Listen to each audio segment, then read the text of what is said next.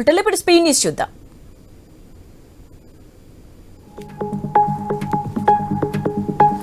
Jangareddygudem Vegavaram highway పక్కన బండి కొట్టు పెట్టుకున్న దాసరి అంజలికి ప్రతి నెల 2000 వరకు కరెంటు బిల్లు వచ్చేది. స్మార్ట్ మీటర్ ఏర్పాటు చేశాక ఉన్నట్టుండి 49,004 రూపాయలు రావడంతో అవాక్కయ్యారు. దీనిపై అధికారులు స్పందించి తమను ఆదుకోవాలని బాధితులు కోరారు.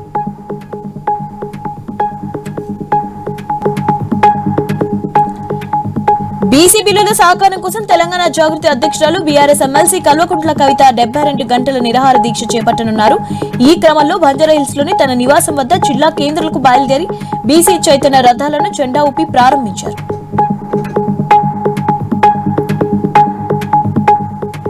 జగిత్యాల మైనార్టీ గురుకులం ఘటనపై తల్లిదండ్రులు ఆగ్రహం వ్యక్తం చేస్తున్నారు. కార్గోలు వచ్చిన పుస్తకాలను అటెండర్లు లేరని విద్యార్థులతో పుస్తకాలు మోయించడం తీవ్ర చర్చనీయాంశంగా మారింది. ఇలాంటి చర్యలు బాధితారహిత్యానికి నిదర్శనమని తల్లిదండ్రులు మండిపడుతున్నారు.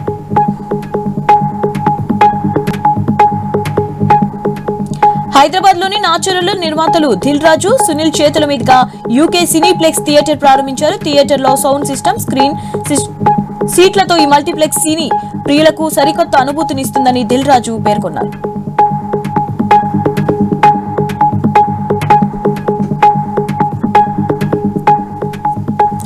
నిజామాబాద్ జిల్లా కమ్మర్పల్లి మండల కేంద్రంలో Lions club international director Baburao జన్మదిన వేడుకలు నిర్వహించారు. ఈ సందర్భంగా లయన్స్ క్లబ్ కమ్మర్పల్లి ఆధ్వర్యంలో నిరుపేదలకు ఆర్టీసీ బస్టాండ్ వద్ద అన్నదానం ఏర్పాటు చేశారు.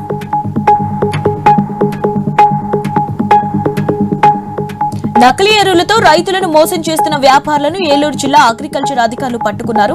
లింగపాలెం మండలం యాడవల్లిలో నకిలీ మందులను తరలిస్తున్న చింతలపూడి అగ్రికల్చర్ ఏడి సుబ్బారావు, లింగపాలెం మండలం అగ్రికల్చర్ ఏవో ప్రదీప్ కుమార్లు రెడ్ హ్యాండెడ్ గా పట్టుకున్నారు.